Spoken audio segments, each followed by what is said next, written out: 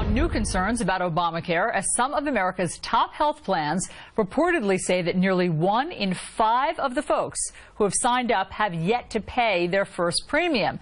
And without that payment, they have no coverage. Steve Moore is chief economist for the Heritage Foundation and Fox News contributor. Steve, great to see you. Hi, Allison. Okay, so according to this report, the administration says 4.2 million people have signed up, but the insurance industry says about 20% of those have not yet paid, so those shouldn't count. Now, why doesn't the White House have those numbers that they're releasing? Why are they going by a different set of numbers?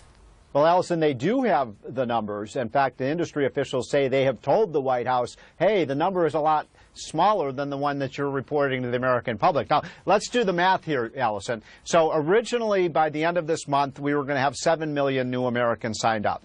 A couple of weeks ago, the White House said, well, maybe not 7 million, 6 million. And now they're reporting a little over 4 million. And if these new numbers are correct by the people in the industry who are actually signing up people for the health insurance exchanges, it now looks like it's closer to 3 million people. That's a long distance from the 7 million we were promised. Okay, now the White House says that they can't use those insurance industry numbers because they haven't been fact-checked.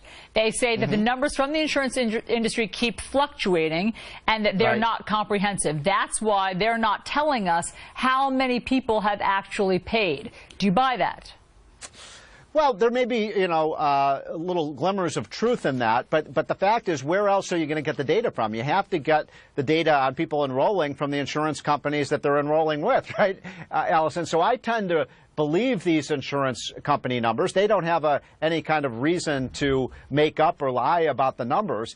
What's interesting is that the White House seems to be downplaying this as much as possible, even kind of concealing these numbers from the insurance that are coming in from the insurance industry. But also, isn't it confusing, Steve? Why wouldn't the White House have some of these important numbers, such as how many people who've signed up and enrolled have paid and how many people were previously uninsured? These seem like important numbers that Americans should know about, but the White House says that they're not collecting that data.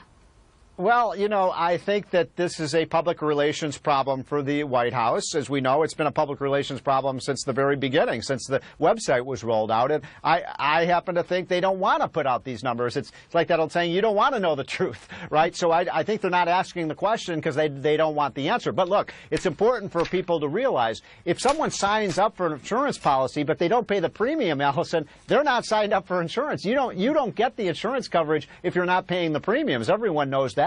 Right, they're not covered. That is an important reminder even for people who think they may be covered. Steve and Moore, by the way, Allison, let me just mention one other quick thing. Yeah. That we talked about this last week, the need for some kind of an oversight auditor, independent, to oversee these numbers. This is another reason why that kind of independent auditor or watchdog is so necessary. Yeah, it seems like it would be great to have one source giving out the real information. Steve Moore, great to see you. Thank you. Thank you.